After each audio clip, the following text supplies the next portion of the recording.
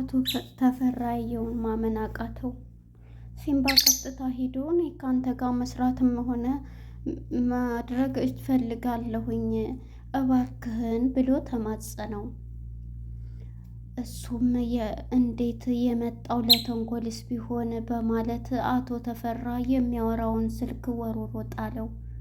አቶ ሲምባም ከገደልክ ግደለኝ፣ ብትፈልግ አብሬህ ልስራ፣ ብትፈልግ ግደለኝ እባክህን እያለ ተማጸነው።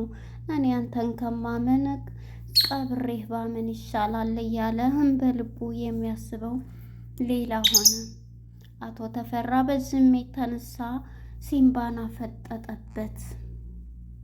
ዶክተር ፋኒም መጥቶ ይህንኑ ጥያቄ በሚጠይቀው ጊዜ ስራዬን መስራት እፈልጋለሁ፣ አምራንን በአሁኑ ሰዓት እንድታወጣልኝ ሲለውም ጥያቄውን አቀረበ።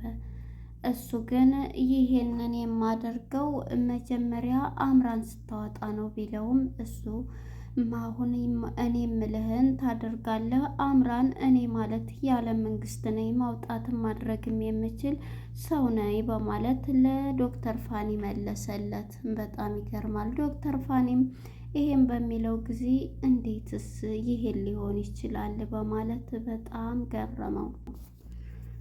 በዚህም የተነሳ የሱን ሀሳብ ነገ ከተሰዓት መተህ የሚቀየረውን ኩላሊት ትቀይራለህ ሲል ዶክተር ፋኑኤልም እሺ በማለት ሀሳቡን የአቶ ተፈራን ተስማምቷል። በዚህም እሺ ብሎ ሀሳቡን ተቀብሎ ሄዷል። በመጨረሻም እንግዲህ አቶ ለይኩን ሁሉንም ነገር ለወይዘሮ ዝኖ እየነገራ ዝኖ ይቅርታ በለውና ወደ ስራችን እንመለስ በቃ እሱም መጥቶ ነበር ዛሬ ቢሮ ሲላን ነበር። እንግዲህ አቶ ተፈራ የእናቶ ለይኩንን አክሲዮን ወይም ድርጅቱን እንደከሰረ ያውቃል ማለት ነው። ይሄን ደግሞ እንዴት አወቅ ብሎ ሽጉጡን ይዞ ነበር እናቶ ለይኩን ግንባሩ ላይ ሲደቅንበት በጣም ደግሞ ስለዚህም የሚከታተል ሰው አስቀምጣለ። ልቅስ ተወና አሁን ልቅስ ላግዝህ ነው የመጣሁት፣ ምረዳህ ካለ ከኔ ጋር ተስማማ ሲለው ነበር። እኔ ካንተ ጋር እንደው በሞት የምስማማ ሰው ነው መሰልኩ ብሎ ሽጉጥ አውጥቶ ሲደቅንበት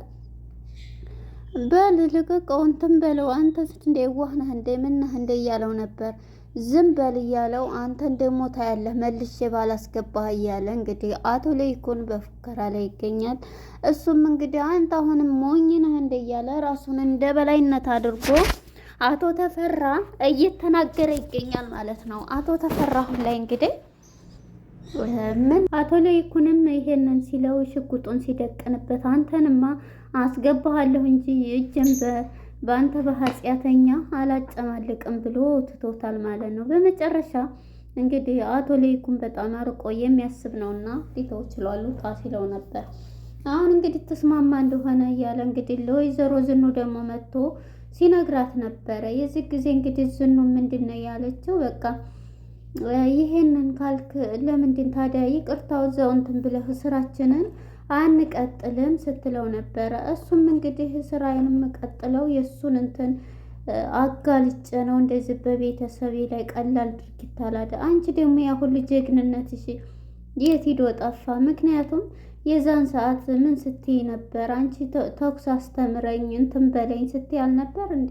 እንዴት ዛሬ ታዲያ ያ ሁሉ እንትንሽ የት ገባ ሲላት ነበረ። እሷም እንግዲህ አይ በቃ እኔ እንትን አላልኩም እያለችው በሀሳብ እንትን እያለች ነው። ወደ ፈንቱ ጋር ስንመጣ እንግዲህ ፈንቱ አሁን ላይ ፈንቱ በጣም ጭንቀትና ውጥረት ላይ ትገኛለች። የአቶ ሲምባ ፍቅር ይዟታል። ሲምባም እዛ ፈንቱ ፈንቱ እያለ ይገኛል። እና በመጨረሻ እንግዲህ ፈንቱ አሁን ላይ በጣም ተጨንቃለች ማለት ነው።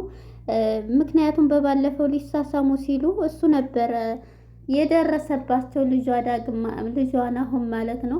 በዚህም በጣም ተጨንቃለች። ልጄን ያገኘሁትን ትቶይ ቢሄድ እንደዚህ ቢቀየምብኝ ይቅርታ እያለችው ነው። እናም በዚህ የተነሳ ወይዘሮ ዝኑም ይሄንን እንትን ብላ ስታወራት ደርስባትና አንቺና እንትና እኮ እንደምትዋደዱ አውቃለሁኝ ምናምን ስትል ግን ደግሞ ልጆች የማይወዱትን ነገር ከሆነ ከዚህ ውስጥ ትወጫለች ትላት። ኧረ በፍጹም አላደርገውም እንደ አጋጣሚ ሆኖ እኮ ነው እያለች ለዝኑ ትነግራታለች። ዝኑም እንግዲህ ያው ስለተረዳች እሱ ሲያወራ ስለሰማችው በባለፈው ስልክ እየደወለላት ነበረ ማለት ነው። እናም በዚህ የተነሳ ዝኑ ምንድን ነው ያለችው? በቃ ልጆቹ እንትን የሚሉ ከሆነ ችግር የለውም በማለት ነበረ ስትል የነበረችው ማለት ነው። በመጨረሻ ዝኑ ምንድን ነው ያደረገችው? ዝኑ ያለችበት ሁኔታ በጣም ማነች ፈንቱ በጣም ጭንቀት ውስጥ ትገኛለች ማለት ነው። ምንድን ነው አንቺ? በቃ በእርግጥ እኔ እንትናን ናሆምን እነግረዋለሁኝ ናሆም ደግሞ አንቺን እንትን አይልም እያለች ኑሃሜም ታረጋጋታለች። ጅረፍ እያለች በድንጋጤና በሀሳብ ውስጥ ትገኛለች። ሲምባም በጭንቀት ውስጥ ይገኛል። ፍቅረኛዬን አጣኋት እያለ ነው። መቶም በዚህ በጭንቀት በወረሩት ጊዜ እንግዲህ የህግ አካላት እየፈለጉት ስለሆነ እሱም ግን ያለበት ሁኔታ በእሷ እንትን ውስጥ ይገኛል እና በዚህ የተነሳ አቶ ሲምባ ጭንቀት ላይ ገብቷል ማለት ነው። እና ዳግምም እንግዲህ አባዬ እያለ እየለመነው ይገኛል። ምግብ እንኳን ሰርቶለት የእሷ ፍቅር ሊያስበላው አልቻለም። ምንድነው ፍቅር ይዞ ነው እያለ ዳግም ሲያሾፍና ሲስቅበት ነበር። እንግዲህ አቶ ሲምባን በጣም ተናዷል ማለት ነው። እንዴት ታሾፋለህ እንደዚህ እያልክ በማለት በጣም ተናዶ ይገኛል። እንደ አባዬም ፍቅር ስለያዘ ምግብ መብላት አቃተህ ምናምን እያለ በጣም እየተጨነቀ ይገኛል ማለት ነው። እና በዚህ የተነሳ እንግዲህ አቶ ሲምባም ይሄንን ነገር ትቶ ወደ ፈንቱ ጋር ሄዷል ማለት ነው። ፈንቱ ጋር በመሄድ እንግዲህ ፈንቱን ፍቅሩን ሲነግራን እኮ በጣም ነው የምወድሽ አንቺም ደግሞ ትወጂኛለሽ ቢላትም በፍጹም እኔ በቃ ተወኝ፣ ወንጀለኛ ነህ አንተ፣ ወንጀለኛ ስለሆንክ ከኔ ራቅ ስትለው ነበረ። በህግ የምትፈለግ ሰውዬ ነህ ስትለው እየወደደው ዞር ብላ ደግሞ አይተው ነበረ። ቤቱ ሂዶ እንግዲህ ይህንን እያለ እየጠጣ ነበረ። እንዴት ነው እንደዚህ የምትለው? ደግሞ እኮ ወደ እሷም ትወደኛለች፣ ግን ደግሞ ዞር ብላ አጣላኝም፣ በህግ የምትፈለግ ሰውዬ ነህ አለችኝ እያለው ነበር። እውነቷን እኮ ነው ታዲያ አልተሳሳተኝም ሲለው በቃ ይህን እንትን ካለ ትተወኝ እንደዚህ ትበልና እያለ ነበረ ማለት ነው። በመጨረሻ እንግዲህ ዳጊ ለአባቱ ምግብን ቢሰራል በላኔ እኮ የራሴን ህይወት ትቼ አንተ ጋር የምንከራተተው ለአንተ ብዬ ነው። እኔ ካሁን በኋላ ይቅርታ የማደርገውን የወሰንኩት ውሳኔ ያለኝ ሲል ነው። ብቻ እጅ ልስጥ እያልክ ባልሆነ እያለው ነበርና እኔ እጅ እንዳሰጥ ብዬ ነው ብሎ ተጣልተው እንግዲህ ዳግም ተነስቶ ይሄዳል ማለት ነው። እሱም እንግዲህ ባልሰራልህ ብሎ ደፋርና ጀግና ነው። በእርግጥ ሲምባ ተነስቶ ነበረ ወደ አቶ ተፈራ ጋ ሄደው አቶ ተፈራ ጋ ሄደው እንግዲህ ምንድነው ያደረገው? ተፈራን እንግዲህ አንገቱን እያወራ ሳለ ከድንገት ነበረ የደረሰው። በዚህ የተነሳ እንግዲህ ከድንገት ሲደርስ ምንድነው ያደረገው? እኔ ካንተ ጋር መስራት እፈልጋለሁኝ፣ ካንተ ጋር መሆን ነው የምፈልገው በማለት ይህንን ሀሳብ ሲሰጠው ነበረ። እሱም ይህንን በሚለው ሰዓት በጭንቀት ነበር። ወደ ዶክተር ፋኒ ስንሄድ ዶክተር ፋኒ እየቃዠ ይገኛል። ምክንያቱም ዶክተር ፋኒ አሁን ያለበት ሁኔታ ጭንቀትና ቅዠት ውስጥ ነው። አምራንም በሀሳቡ እያያት ቡፌ ጠረጴዛ ላይ ሞልታለት እያየ ነበረ። በዛ የተነሳ እንግዲህ እሱ ምንድነው እያደረገ ያለው? በህልሜ ነው በእውኔ ምን ላይ ነኝ እያለ በጣም እንትን እያለ ይገኛል ማለት ነው። እና በዚህ የተነሳ አቶ ዶክተር ፋኒ እሱን እየፈለገ ይገኛል ማለት ነው። አምራንን በህልሙ እያያት ነው። አምራን እንግዲህ ምግብ አዘጋጅታለት ምናምን ነገር በዚህ ላይ ይገኛል በተጨንቆ ማለት ነው። እና እንግዲህ ፊልሙ እዚህ ላይ ያለ አቶ ተፈራም ስራውን ከነገ ጀምረህ መጀመር አለብህ ብሎ ስራውን ለዶክተር ፋኒ እንትን ብሎታል። መቼ ነው የምጀምረው መቼ ነው እያለ ጥያቄ ቢያቀርብለትም ይሄ እኮ የኔ ውሳኔ ነው አንተ አይደለህም የምትወስንልኝ እያለው ነበር እንዴ።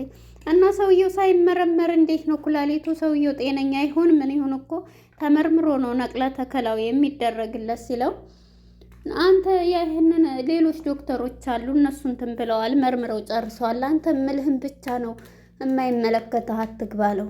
በጣም እንግዲህ እንግዲህ ያሁኑ ያሸንፋሉ ብዬ እንትን እላለሁኝ ያሸንፋሉ ብዬ አስባለሁ። ምክንያቱም አሁን ላይ ንግስቷም ከነሱ ጋር ናት። ኮማንደር ንግስት ማለት ነው ከነ አቶ ለይኩን ጋር ናት። ስለዚህ በባለፈው ካሜራ ላይ ነው እንግዲህ መኪና ሊገጨው የነበረው ቤቱ ሁላ ካሜራ ነው የአቶ ተፈራና የመነጽር ካሜራውን መጸዳጃ ሂዶ ሲያወጣ ስላየ በመኪና ተገጭቶ እንዲገደል ነበር የተፈረደበት። ይሄን የሰማቸው አምራን ግን በጣም ተጨንቃ ነበር። ምን ሆነ ምንድን ነው እያለ እንግዲህ እሱም ሊሸውዳት ችሏል። ሊጠይቃት እንደሄደ ምንድን ነው እጅ ተፈራ ነው አይደለ እንዲያስደረገ በማለት በጣም ወድቄ ነው እንደዚህ አክሜ ስወርድ ወድቄ ነው በማለት ሊሸውዳት ችሎ ነበር። ግን ደግሞ እሷ አውቃበታለች ስትዋሽ እኮ አታውቅበትም በማለት እንግዲህ ፍቅረኛ ወይም ወደፊት ሚስቱ አምራን